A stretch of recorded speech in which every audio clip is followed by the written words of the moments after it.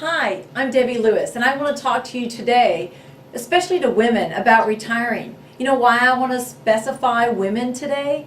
It's because we live longer than the guys do, and that's just a fact. We're going to go over today some of the reasons why we as women need to plan for retirement a little differently than the guys do. I've got 7 tips.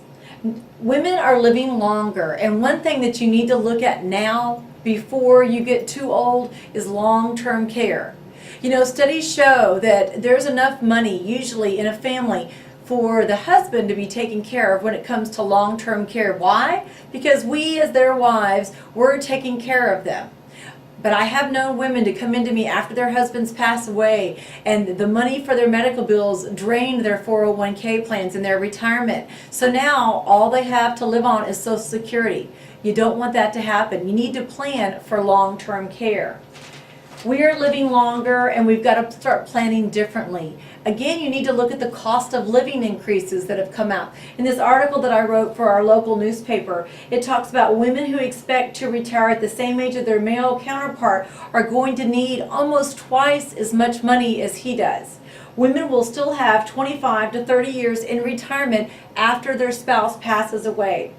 They are more likely to imagine and maintain their finances all by themselves because they live longer. 50% of the marriages end in divorce. There's a lot of reasons why we need to learn how to handle our money by ourselves.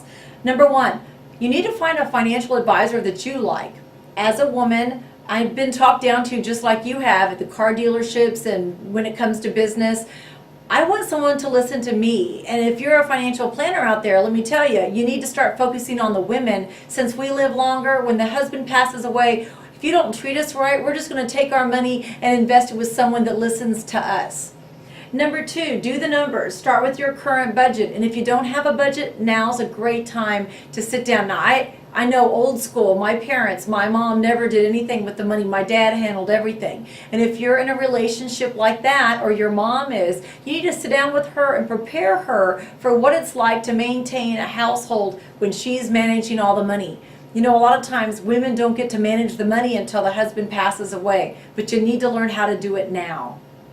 Involving your family in your finances.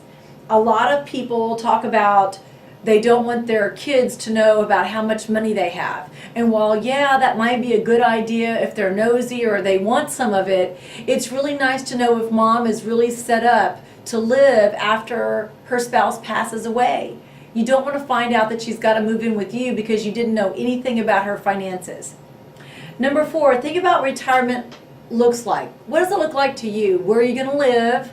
How are you going to live?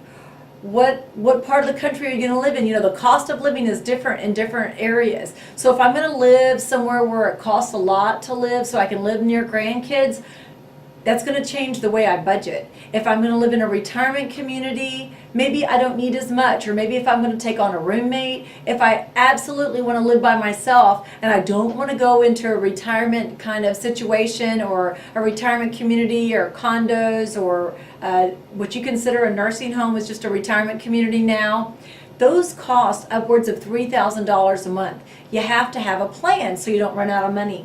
Know your Social Security options. This is really important for women. Know when to do you charge your Social Security benefits? Do you start those at 62 when you can take them 65, 70? Do you get them and then suspend them?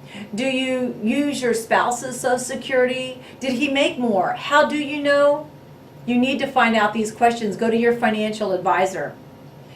6, you've got to figure out how to stretch your retirement benefits. You may consider working part-time. Instead of volunteering, which is what a lot of people do, you may need a part-time job just so that you can keep investing and keep working. And 7, account for healthcare costs. This gets really expensive. Healthcare costs have doubled in the last few years, and they might continue to do so. You need to have enough money set aside.